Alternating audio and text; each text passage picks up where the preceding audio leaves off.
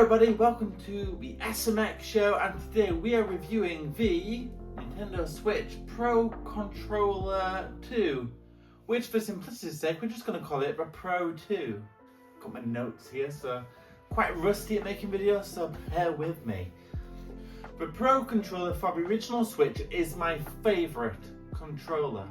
With its giant thumbsticks, even larger buttons, and the 40-hour battery life, I just love the fact that I could play an entire video game on a single charge, or even never have to worry about the battery ever running out. And if perchance I ever did come across the battery being depleted, I could just pop it on charge for just 10 minutes and I'd get a couple hours of gameplay from that before putting it on charge overnight for another full cycle. The benefit of knowing I could play a full video game on a single charge of a Pro controller was a novelty that was never lost on me.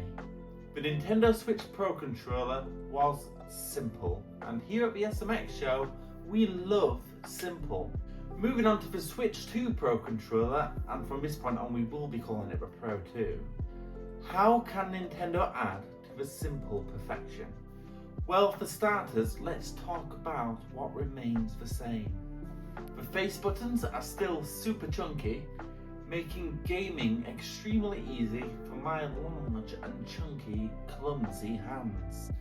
The weight, according to my scales, the Pro 1 comes in at 247 grams and the Pro 2 comes in at 238 grams.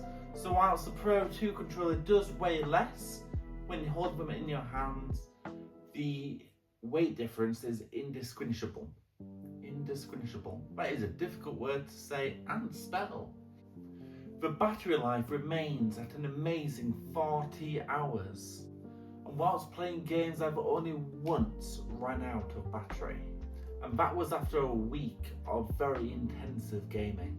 I'd even go as far as arguing that maybe the Pro 2 controller may have longer battery life than the Pro 1 controller, but some of that may be down to that my Pro 1 controller is a very old controller, so battery life may have depleted over time, I suppose. So yes, at a glance, both controllers are the same, but there are differences which put the Pro 2 controller head over heels ahead of the Pro 1.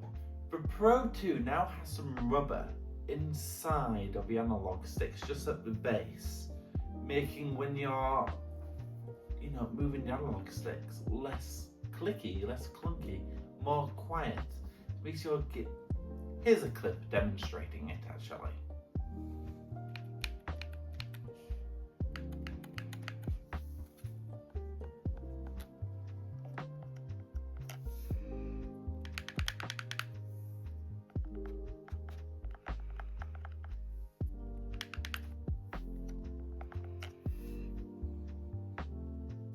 There's the inclusion of a C button, which, as you know, is for the chat function, and you all know what that does.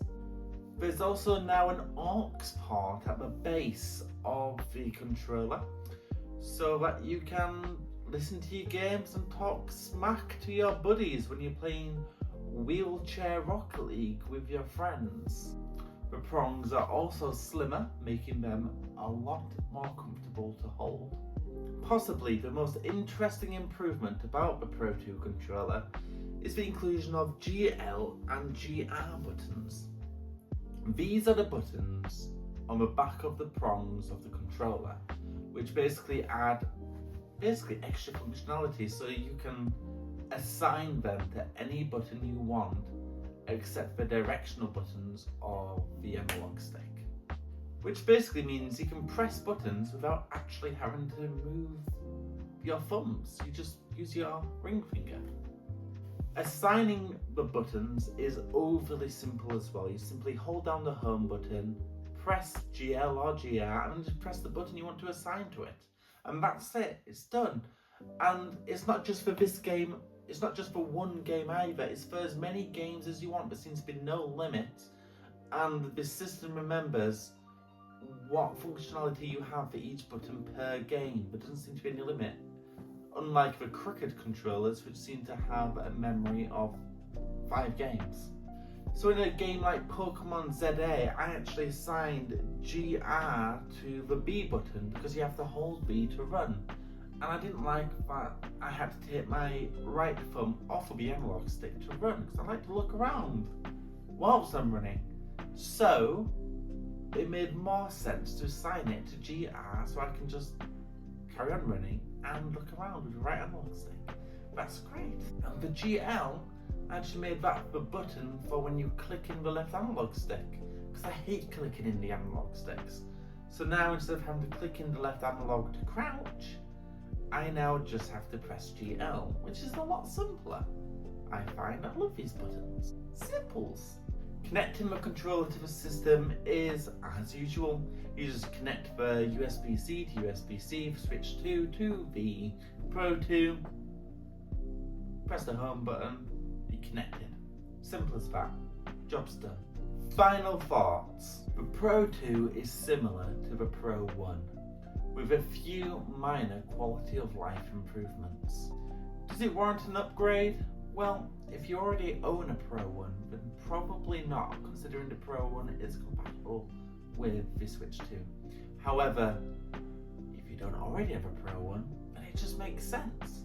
Saying that, considering I own both, having used the Pro 2, I do find it really difficult to go back to the Pro 1, so be that as it may, I give this controller a rating of 10 out of 10. It is my new favourite video game controller. That is another SMX video. I'll catch you next week. Bye!